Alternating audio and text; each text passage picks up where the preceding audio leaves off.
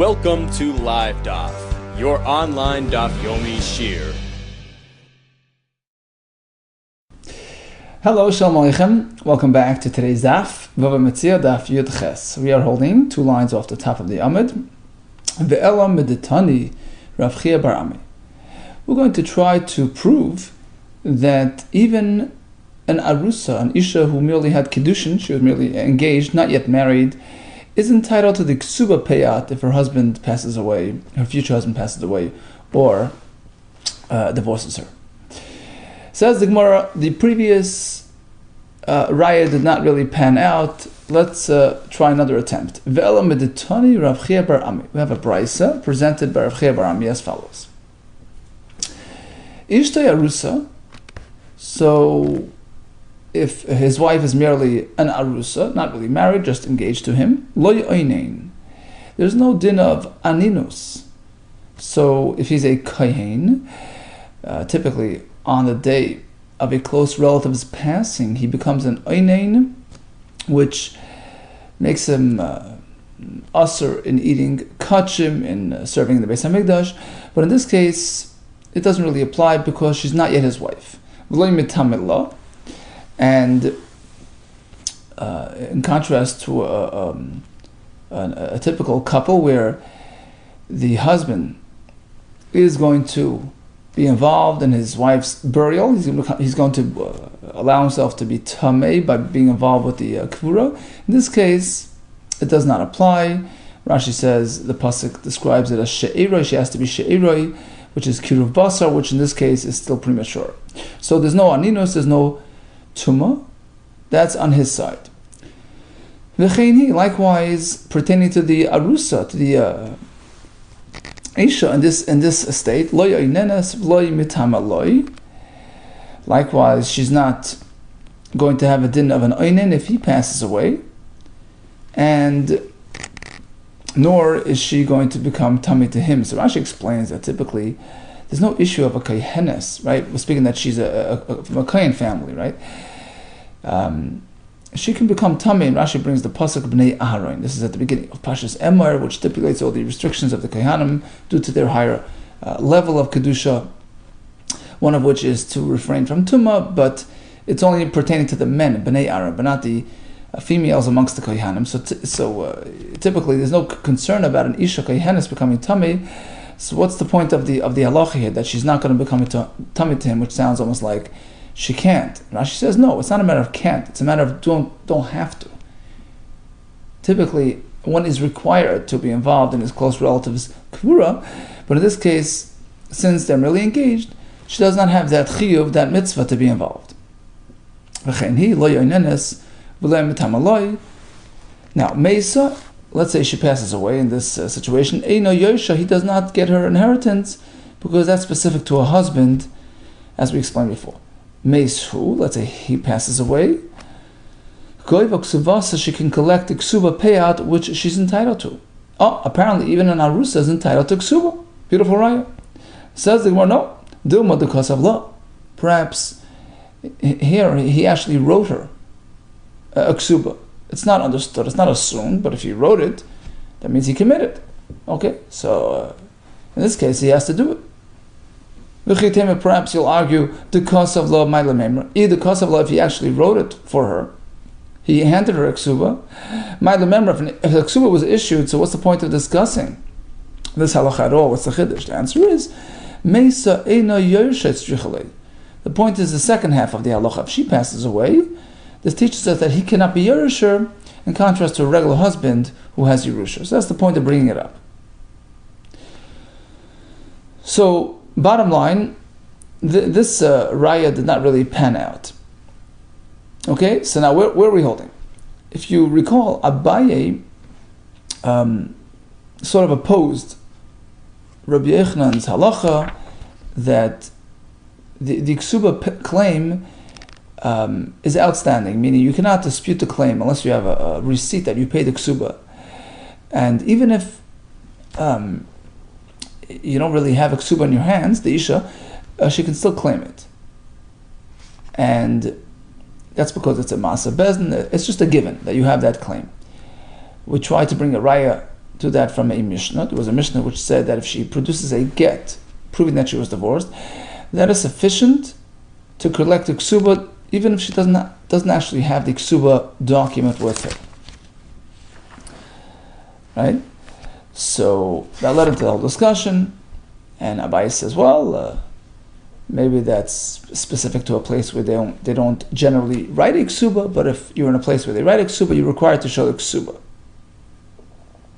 And then Abaye came back and says, well, that's incorrect, because if you require a ksuba to collect the ksuba payout, then how's an almana from the state of Irison going to collect? She doesn't have a ksuba.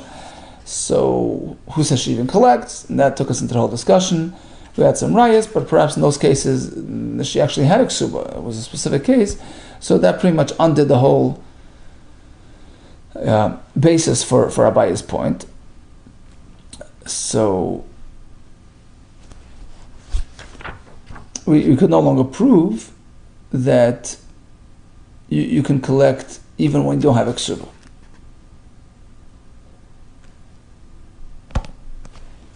Okay? Now, being that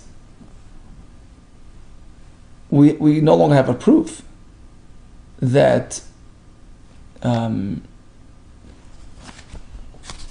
almana from Erison gets ksuba even without the actual document, right?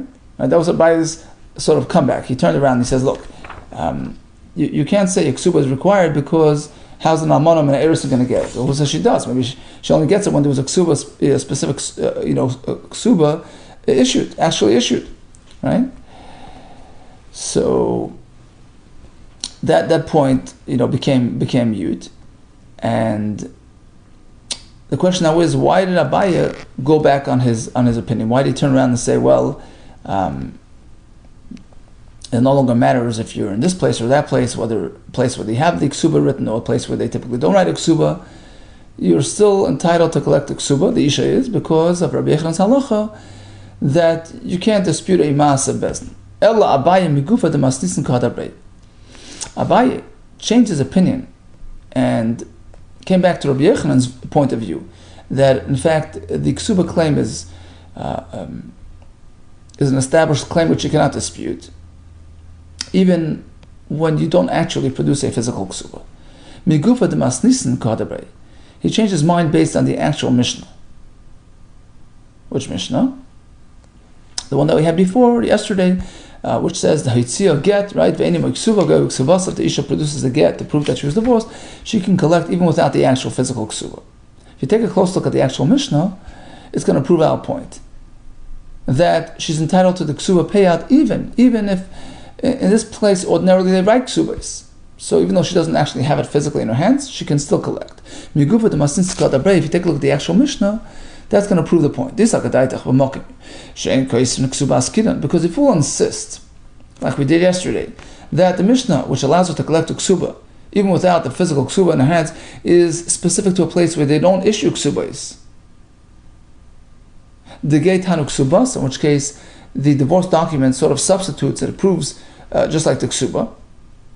And that's why she's getting it. But otherwise, meaning if she's meant to have a ksuba, if in this place they write ksubas, then she needs it. If that's true, if that is correct, so basically you're allowing her to collect due to the get alone. Atu get, you mean in the get it has the amount? It just says she was divorced. Mana u'masayim ksibei, does it say how much she's entitled to? 100, 200? Doesn't even say it. So how can she use that as a collection document? Perhaps you'll respond, well, that's not an issue. Given the kinu rabban lemig below, once the rabban enabled her to collect through the get, so it's as though, we treat it as though it has an amount in it. Command the ksibei dami. Okay, if that's true, we're not done yet. Liton v'lema parati. The husband can turn around and say, I paid it up. You're collecting based on a get, I paid it up. Perhaps we'll say, Damrin will respond to that claim. If you paid off the iksuba, you should have torn up the get to prove that it was paid. Amrlan will respond, well, I couldn't do that. She didn't allow me to do that. She wanted the divorce document as proof of divorce.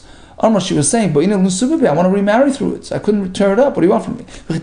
Perhaps they'll say, We can respond to that by saying, you should have just torn it, and have it, Bezdin write sort of a comment on the torn get. Gita Danan, everybody should know that this get, the karnu which we tore, not because there was anything wrong, was invalid. It was a valid get, she was divorced, but we just wrote it so that she shouldn't use it again. So that's a good argument. Why don't you insist on that, if in fact you paid? Well, the answer to that is, Atu called the Magbi Bibeidina. A Magbi? You mean everybody who collects their ksuba, everybody who pays up their debts is always in the Bezdin, that Bezdin is accessible to go write, put their stamps and comments and official, right? So that's not a response, meaning he has a strong argument that perhaps he paid her off, but I couldn't tamper with the get. So basically, you should really accept his argument. So why don't we accept his argument? Why not? Rabbi Yehuda says, "Hatoyin achar masa bezdin loymar klum." You can't dispute a masa bezdin unless you have a receipt. Says the Mishnah, "Motzo gite noshim v'shichruri avadim." Fellow's walking down the road, he finds a get of an isha or a shtar shichrur of an evet, tiyataki, a will, matana, a gift document, v'shavarna, or some sort of receipt. Harizal yachsa, don't return it. Why? Shani omer. I can speculate that ksubin hayu, true they were drafted, but it was never actually issued. If he changed his mind, he never actually issued a loan or a divorce, etc. Apparently the concern is because he may have changed his mind and never went through with the actual event. But let's say the fellow says, give it to him. Let's say the borrower stated in the shtar concedes to the malva, give it to him. No, in this case we can hand it to him. Even though it's a year later, and we're not concerned that perhaps let's say in the case of the get, right? The husband says, "Give it to her. That's hers," but it's a year later. Perhaps it's not really their get. It belongs to another couple with the same name who dropped it, right? For a minute, we're going to have a kasha on this Mishnah. So again, it's a diuk in the Mishnah that if the parties concede, we can return it without concern of mistaken identity. For a minute, here comes a kasha from another Mishnah in Gittin. Hamevi get v'avad. Hey menu, a fellow was entrusted with a get. He was meant to deliver it to the wife, and he lost it midway. So does he get it back? Matzeh la'alta, if he discovered it right away. So we assume it's his, kosher, and it's fine. He can deliver it to the isha. But if it's a while later, then maybe somebody else dropped it, somebody with the same name, and it's not really yours. Possibly you can't use it. I'm a rabba. So basically, we have a kasha to answer. Because there it says, don't return it if it's a while later. And now Mishnah seems to say otherwise. I'm a rabba. Depends on the context, depends what's happening. If it's a busy place, then you're concerned that perhaps somebody else may have dropped it. But if it's a quiet area, rest assured that it's yours. Lekash, the answer is like this. In the Mishnah there, where we have a concern that perhaps it belongs to somebody else, that's where the caravans are coming through, meaning it's a heavily traveled area, in which case perhaps it belongs to another couple. But in our Mishnah, we don't have this concern. We're speaking that it's a low traffic area, and therefore there's no concern. And the Gemara adds another point. Traffic is not necessarily a concern on its own. It's only a concern provided there's another complicating ingredient as well. Even when there are lots of people traveling through the area, the concern is only provided it's only concerned that if we happen to know that in that town where the get was written, where the get was issued by this husband, in that town, we know that there's another fellow with the same name, right? So this husband's name is Yosef ben Shimon, he lives in Pumpadisa, and there's another fellow with the same exact name, and then you have a real concern that perhaps it was the other fellows. But otherwise, there's no concern. So traffic alone is not a concern. It's only if we have the traffic plus the duplication issue. Because if you're not going to concede to this point that it's only the double factor that complicates things. Kasha the Rabba. We're going to have a stira within Rabba. Why? Dahu Gita. The Ishtakach Beidina de Rav Huna. There was a certain get that was lost and discovered in the Bezdin area of Rav Huna, which was a heavily traveled area. Rashi says everybody would come to the din and ask the shilas. So it was a pretty public setting. So it had a get, right? And in the get, it had the following, sort of locale description. It said like this, that it was written in the town called Shviri, Muscle. Dal Rachas Nahara, which was near the river called Rachas. Okay, and a fellow came along, claimed that the get was his. And we didn't have any reason to believe that there was another person with the same name from the same town. Rav Huna, it's Rav Huna who was the Rosh Bezdin there, said, yeah, Chayshinan Lishnei Shviri. Maybe there is another town with the same name, Shviri, which has a person with the same name, or according to a different Gersa. Okay, whatever. There's another person with the same name, the same description.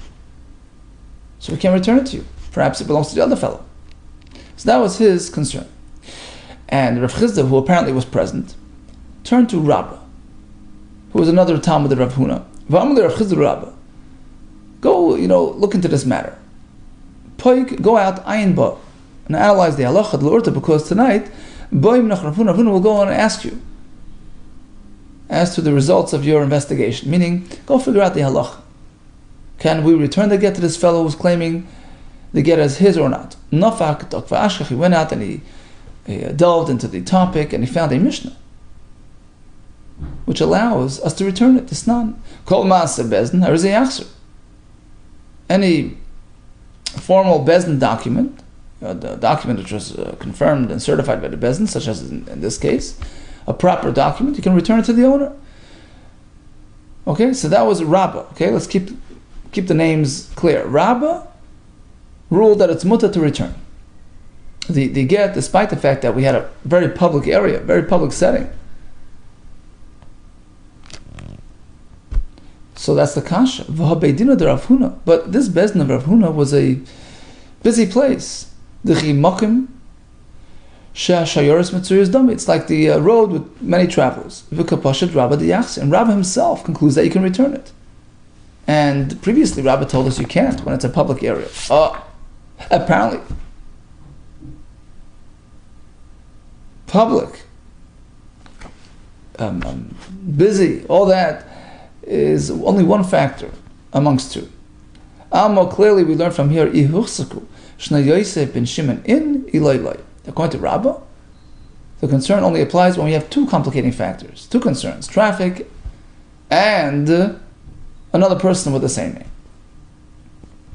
And that's why in this case, by the get with Rishviri, there's no concern because I guess he concluded that there was no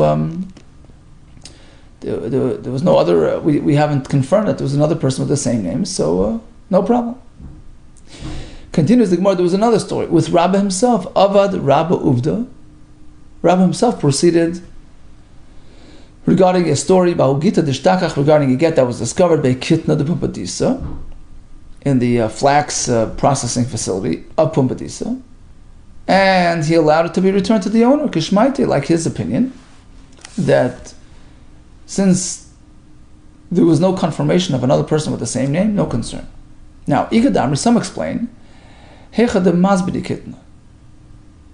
that we spoke about the get being discovered by the flax. Where exactly? In the marketplace, the Mazbini Kitna, which is a busy place. Still, there was no concern, because, again, there was no confirmation of another person with the same name. Even though it's a busy place, it's okay. Others learn that the get was found where they soaked the flax, which isn't a well-traveled area, not many people there, so it's pretty much a private area, and that concern was not applicable. But the other concern, so even though it so happens to be that we had confirmation of another person with the same name, but there was no concern because it's only one of two concerns, only one of two factors. Because it wasn't a busy place, so it's only one of the two factors, and the only concern we have is when we have both factors to the detriment, busy and husak. So let's recap. Rabba had a kasha because in our Mishnah we have an indication that if both parties agree to the return of the get, you can return it, even though it's a while after it was dropped. We have a Mishnah in Gittin which says no, if it's a while later, there's a concern about duplication. Perhaps it's the other fellows. So Rabbi came to answer that question, and he set forth a rule that concern of a mix-up is only applicable when there are two complicating factors. It's a busy place, so it may have been dropped by the other fellow, and we know there's another person with the same name. Now Rabbi Zera had a similar concern. He also had a kasha, but he came from a different angle. Rabbi Zera, Rabbi Masnis na braiso mashani. He asked the kasha from our Mishnah. Sorry, he had a kasha from a Mishnah in Gittin, right, which we brought before. And maybe get va'avad himenu, right? They could only return it if it was discovered right away, but after a while there's a concern about duplicate, about mix-up. And he asked the kasha from that Mishnah on a brisa. Okay? Instead of from a Mishnah to a Mishnah, our Mishnah to the Mishnah in Gittin, it was from the Mishnah in Gittin to a brisa. Same idea, but just a different, from a different angle. Umeshani, and again he sought to answer the question. Tonight we have a Mishnah in Gittin, maybe get va'avad menu. He's delivering a get and he drops it. Matzoy la'alta kasha. He discovers it right away. It's okay. If I'm not possible after a while, it's no good. Ramini, we have a kasha from a brisa. Madza get isha b'shuk. Okay, there's a new brisa. A fellow finds a get in the street. If the husband allows him to return it to the isha, yachsol isha, give it back to her. The husband denies the validity of the get. Lo yachser, lo ylozel, he can't give it back nor to the not to the isha nor to the husband. Okay, bottom line, Tanim, yes, what does the Brayta tell us? Bizman Shabal Moed, if the husband is okay with it, Yachsol Isha, give back to the Isha, no problem. And the time factor is not a factor. I feel it's Ruba, even if it's a year later. How is this jive with the Mishnah, the previous Mishnah, that time is a factor? Umashani, the answer is similar to Rabba's answer. Kan b'makam shajaras mitzuyos. The time factor is only concerned when it's a busy traveled area. V'kan b'makim she'ein shajaras mitzuyos. The time factor is not a concern when there's nobody running around. Now, according to Rabbi Zera, only one concerning factor is enough to complicate things, or not? Ikadamri, so some say, the time factor is only concerned provided we have the second complicating factor, a fellow with the same identity. Shehuchsuku, then don't return it behind the Rabbah, exactly like Rabbah. Only two complicating factors concern us. Ikadamri, some say no. Avagav de lo yuchsuku, even if we have no confirmation of double identity, don't return it if it's a traveled area, upliga de Rabbah, in dispute of Rabbah, who requires both factors. Okay. So Rabbah requires both concerning factors, a busy area plus the double identity, whereas Reb Zera, we're not sure. Now Rabbah chose to present our Mishnah against a Mishnah in Gittin. That triggered the question. He didn't go with Reb Zera, who presented the Mishnah against the Brisa, because Masnissen, Rabbah preferred asking from one Mishnah on the other. Rashi explains, typically a Mishnah is considered more reliable, so that was a better way to start. El Reb Zera, my time Rabbah. But why did Reb Zera choose to pit a Mishnah against a Brisa rather than going Mishnah against Mishnah? Amalochi responds like this: Miko Tani. If we take a close look at our Mishnah, does it really say clearly Ha'amar Tnu Noisen Vafilu Man Ruba, that if the husband is okay with returning the get, you can give it to the Isha even if it's a while late. It doesn't say that clearly in our Mishnah. Mishnah just says like this. You find it, don't give it back. Period. And we had a diak, an inference, that if he was okay with it, we can return it. But then we sort of extended that diak a step further. We stretched it. Okay, even a year later. There's no indication of that in the Mishnah. Maybe this diak, that if he's okay with it, you give it back. Perhaps, as we learned in the other places, that has to be within close time proximity. Time is a factor.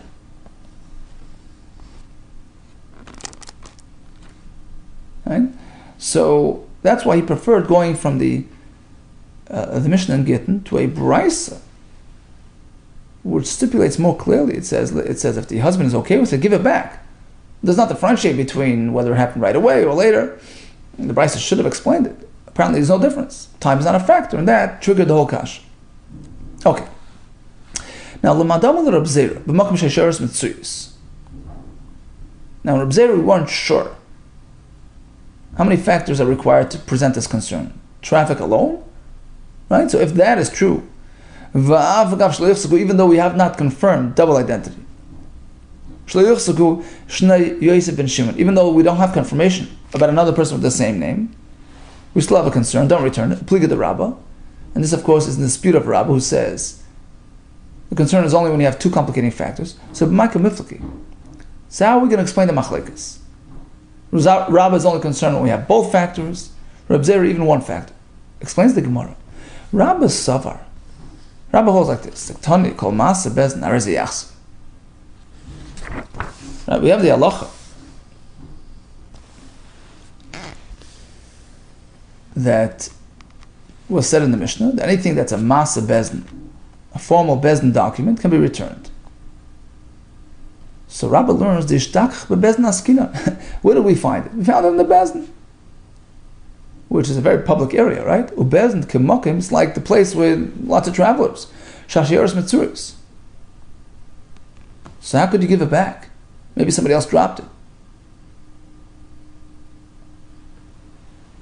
So apparently, when we have a concern, it's only when we know for a fact that there's another person with the same name, the same identity. Then you can't return.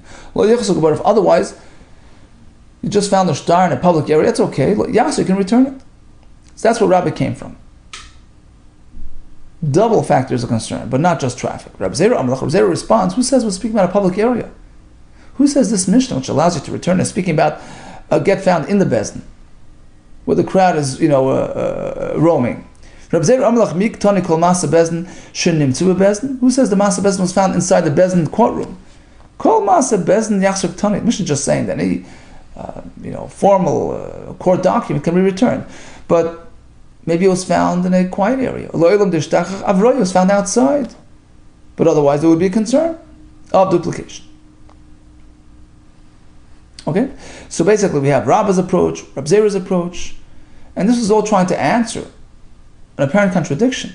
One place we say we can return the document, another place we can't. Here come two more terutzim to explain why in some cases you can confidently return the get. Rabbi Yirmiyah Amar, ki goin de ka'amri edem ma'olam le'chaysamnu el al get echad shel Yosef ben Shimon. When the halacha allows us to return the get, that's speaking where the edem who was signed on this get walk over to us and say, look, we know for a fact we never signed on two divorce documents with the same name. We didn't. This is the only one we did. Right?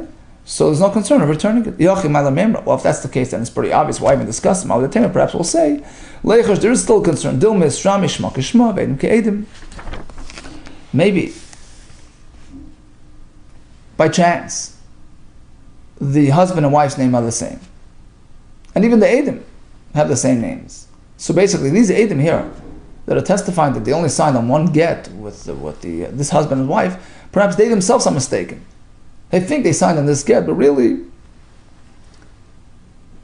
this get here was signed by other Edom with the same names for a husband and wife with the same names.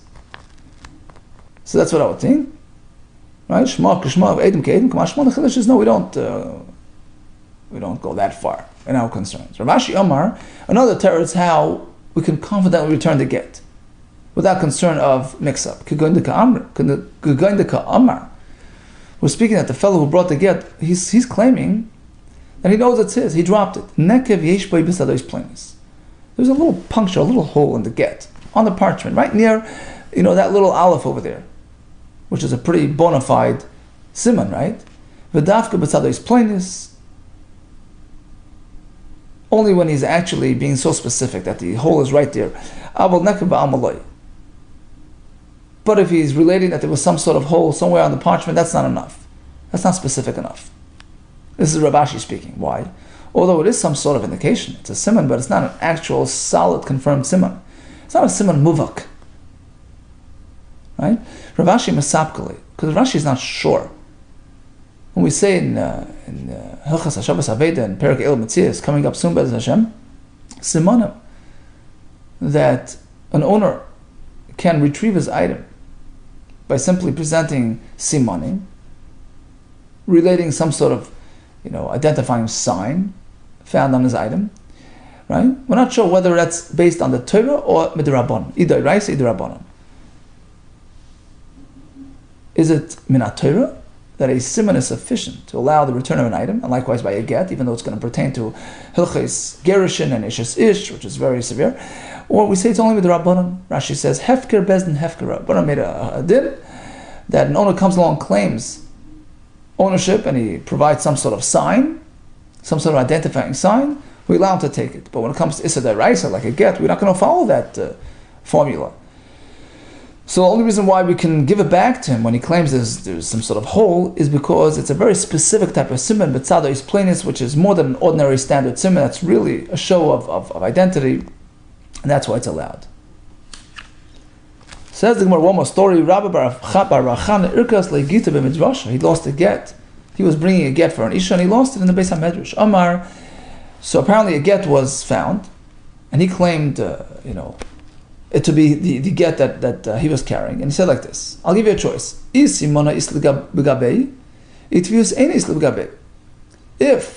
it's a siman that you require, I have a siman. I'll show you the siman. If you prefer going with tvius ayin. Tvius ayin means familiarity. You recognize it without necessarily giving a specific, detailed, a siman. You just see it and you say, look, I'm a Talmud Chacham, I'm a trustworthy person, and I'm telling you, this is the get. I can tell by the size, everything else, right? So if that is preferred to you, I can tell you that I'm a makir, I fully recognize this get, so they gave it back to him. Okay, so basically, he wasn't sure why. Is it because he presented a siman, or because of tvias ayin? Omar, he said, I'm not sure, simana, did they give it back to me because of the siman, because the siman is enough? Because sovereign, they hold right, simana dai right, siman atori can rely on a siman. Imishum tvias eina, is it because of tvias eina factor? Not because of the siman. And that only applies to Talmud Chacham, says the Gemara. V'dafka. This is the Gemara adding. V'dafka tzur m'rabbanan. Tvius ayin is only a method that works by a Talmud Chacham, a young Talmud Chacham. Typically tzur means a young Talmud Chacham, but here probably doesn't matter what age. Because in this case, Rashi says, the muchsak lan beid l'mishani v'diburei.